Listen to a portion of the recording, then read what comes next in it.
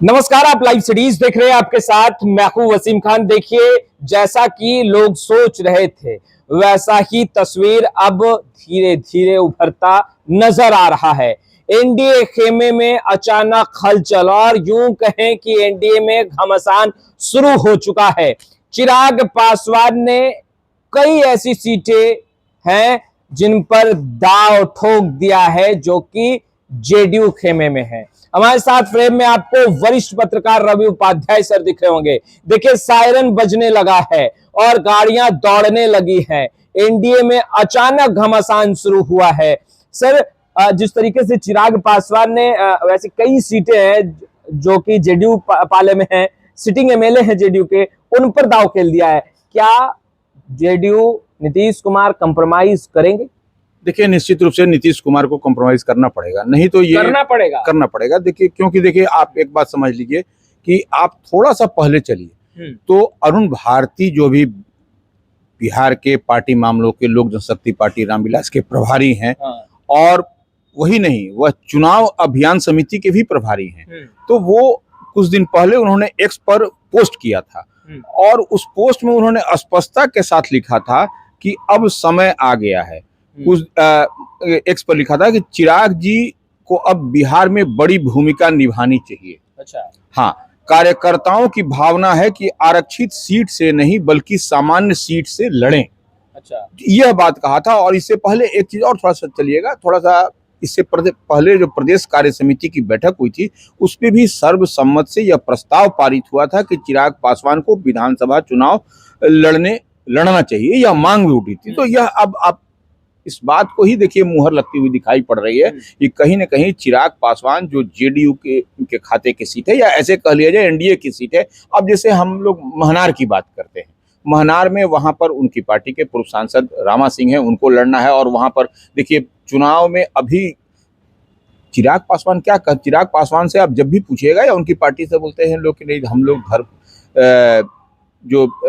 Party के अंदर में जो अलायंस है वो हम लोग सम्मान करते हैं, इसलिए हम लोग कुछ नहीं बोलेंगे। लेकिन देखिए, वहां पर पहले से ही जेडीयू के प्रदेश अध्यक्ष है संभवतः उमेश कुशवाहा, उन्होंने अनाउंसमेंट भी कर दिया है कि हम इतनी तारीख को 14 तारीख को हमें ये करेंगे, उससे नॉमिनेशन नामांकन करेंगे। उससे पहले देखिए आपको मोकामा का भी बात आ रही है, एक अन्य सीट की भी बात आ रही है कि वहां से भी। तो ये गठबंधन धर्म का ये कौन सा पालन हो रहा है जेडीयू की ओर से कि बगैर चिराग पासवान, बगैर 5 पांडव कहे जाते हैं, उनके बिना कंसिडरेशन, बिना माने सहमति के यह सब कुछ हो रहा है। ये निश्चित रूप से पेशोपेश की बात है। यह बात छोड़ दीजिए, आप देखिए गोविंदगंज की सीट है, वह भारतीय जनता पार्टी के पाले में है, उसको भी वह चाहते हैं कि हमारे जो प्रदेश अध्यक्ष राजू तिवारी वहां लड़े। हिसुआ जो धीरेन्द्र कुमार मुन्ना है, उनकी पार्टी के राष्ट्रीय प्रवक्ता हैं, उनके लिए वह चाहते हैं। तो इस तरीके से आप चलिए हुलास पांडे के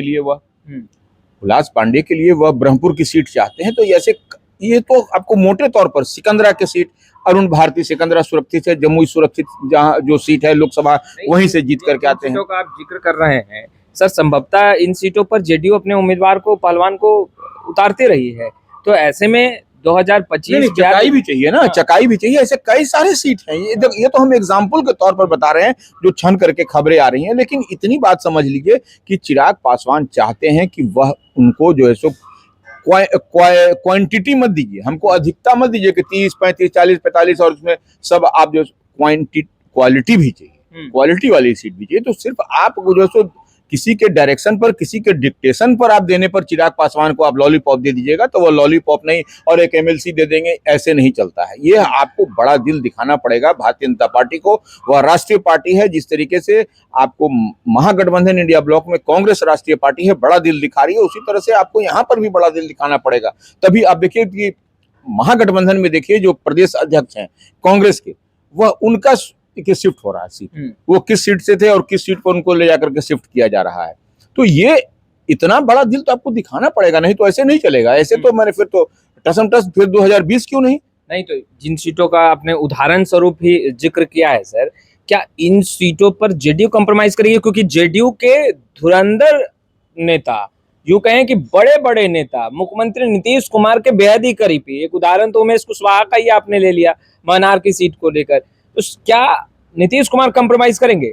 या फिर ऐसा हो सकता है कि उन सीटों के बदले कोई और सीटों पर भी समझौता हो? नहीं, देखिए अब ऐसा है, कुछ कुछ सीट जो है वह टेक्निकली आप जो हम बिहार फर्स्ट बिहारी फर्स्ट की बात आपको करते हैं, आपको चिराग पासवान, तो ऐसे में वह क्यों करते हैं, यह विजन को समझना पड़ेगा। और जो लोग लंबे समय से पार्टी और परिवार टूटा, अलग थलग पड़ गए, वो लोग साथ में मजबूती से खड़ा रहे, तो अब क्या उनको दरकिनार कर देंगे? यह तो किसी भी पार्टी के वह राष्ट्रीय अध्यक्ष भी हैं, केंद्रीय मंत्री होने के साथ साथ वो, तो इतनी तो नैतिक जिम्मेवारी उनकी भी बनती है कि किसको हमको एकोमोडेट करना है, कहाँ हमको एडजस्ट करना है, किन किन पहलवानों को लड़ाना है, तो इतना तो करना पड़ेगा। नहीं करेंगे तो फिर वो तालमेल नहीं बनता हुआ है। गठबंधन किस ओर बढ़ रहा है सर, आपको क्या लग रहा है? ये क्या घमासान आगे और बढ़ेगा या फिर आज कहीं ना कहीं इस तमाम गुत्थियों को सुलझा लिया जाएगा इंडिया में? देखिए, हम एक चीज बताते हैं कि आज की जो बैठक हुई एक व्हीलर रोड पर, उसमें कई सारे मसले उठे उसमें। अच्छा। और यह अहम मसला है, इसको सॉर्ट आउट करना पड़ेगा एनडीए के अंदर में, नहीं तो यह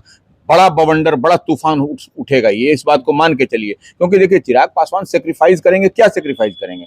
चिराग पासवान के लिए मांग हो रही है, उनके जो बहनोई हैं, जो सांसद हैं जमुई सुरक्षित से, उनको लड़ने की बात हो रही है, वह लड़ेंगे। आपको अब देखिए, बिहार की जनता भी चाह रही है कि चिराग पासवान आए, सबको तो एक बार आजमा के देख लिया गया भाई, सब दल को, अब एक बार चिराग पासवान भी आए। उनके पिता की लेगेसी रही है, तो रामविलास पासवान श्रद्धेय के पुत्र हैं, तो वह क्या, उनके पास क्या विजन है, यह भी देखें। और यहाँ पर देख रहे हैं प्रशांत किशोर भी झोल झाल किए हुए हैं, वह भी लगे हुए हैं। या आपको कहीं ना कहीं इतनी बात तय करना पड़ेगा कि आपको चिराग पासवान को आप सम्मानजनक सीट दे रहे हैं कि नहीं, क्वालिटी सीट दे रहे हैं कि नहीं, और उनकी पार्टी के वैसे जो जुझारू कार्यकर्ता रहे, जो अब तक बुरे समय में उनके साथ में रहे, उनको एकोमोडेट करने के लिए, उनके लिए आप सॉफ्ट हो रहे हैं कि नहीं। यह सिर्फ मीटिंग करेगी भारतीय जनता पार्टी यहां से लेकर दिल्ली तक, उससे सॉल्व नहीं होने वाला है सोल्यूशन। बड़े बड़े नेता तो चिराग पासवान से बात करने जा ही रहे हैं बीजेपी के। देखिए, बात करने से क्या होगा, बात तो सब कोई सबसे बात करता नहीं है, बन रही। बात बनाने के लिए आपको उन सब चीज पर वह पॉइंट आउट करके, उस पॉइंट एक आपको ब्लूप्रिंट तैयार करके तब चिराग पासवान से बात करिए, तब चिराग पासवान भी बात करेंगे आपसे, तभी तो बात होगी। आने तो फिर अमित शाह ही है बात करने के लिए, नरेंद्र मोदी है, वही बात करें। ये फिर बीच में ये झोल झाल वाला सीनेरियो दिखाई पड़ रहा है हमको। यानी आपको लग रहा है चिराग पासवान के साथ एनडीए में अभी झोल झाल जैसी स्थिति उत्पन्न है?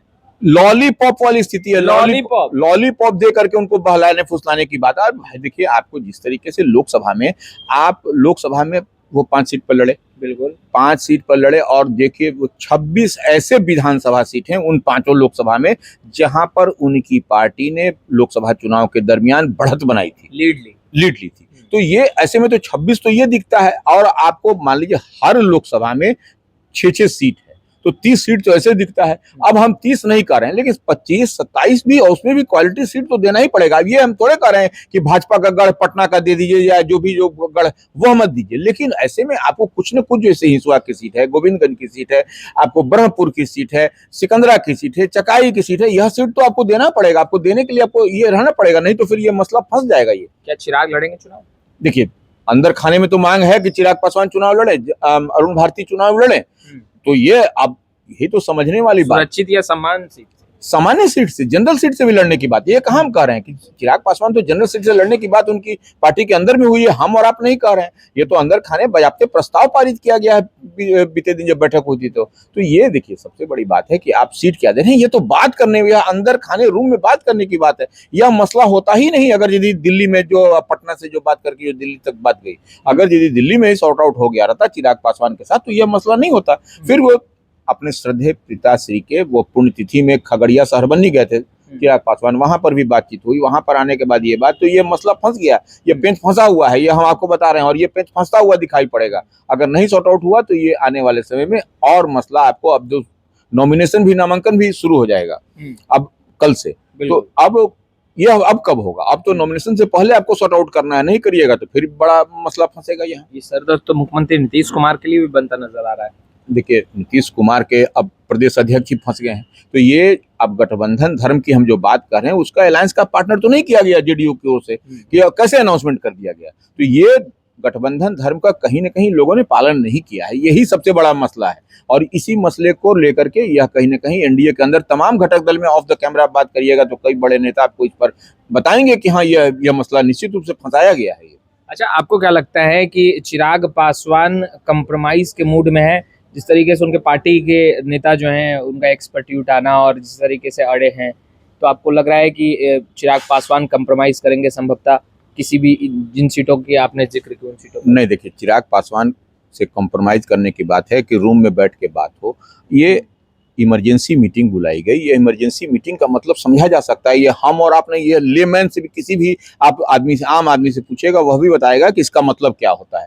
तो यह अब तो मतलब ही निकालने की बात है, वही बिटवीन द लाइंस को ही समझने की बात है कि ये क्या ये लोग करते हुए दिखाई पड़ रहे हैं। तो ये एक बड़ा मसला है, निश्चित रूप से पेंच फंसा हुआ है एनडीए के अंदर में। अब इसको कैसे सॉर्ट आउट, इधर भारतीय जनता पार्टी के प्रदेश कार्यालय में भी बैठकें हो रही है, तो यह लगातार आपको समानांतर बैठक हो रही है और यहाँ से लेकर दिल्ली तक डुगडुगी बज रही है। चुनाव का नॉमिनेशन कल से स्टार्ट हो जाएगा पहले चरण का। तो यह क्या बताता है कि एनडीए में सब कुछ सामान्य है, सब कुछ ठीक है? ऐसा तो हमको नहीं समझ में आता है। ये कौन से नजर से, किस चश्मे से लोग देख रहा है, ये तो समझने वाली बात है। और सामने आपको महागठबंधन, इंडिया ब्लॉक, तेजस्वी ताल ठोक रहे हैं, तो उनको भी आपको संभालना है, उनसे भी आपको 1-to-1 करना, लड़ने की तैयारी करनी है। तो यह निश्चित रूप से यह पेशोपेश की स्थिति है आपको। और आप लोग देखिए, एक बात तो लोकसभा का परिणाम सामने है कि 400 पार का नारा लोग दे रहे थे।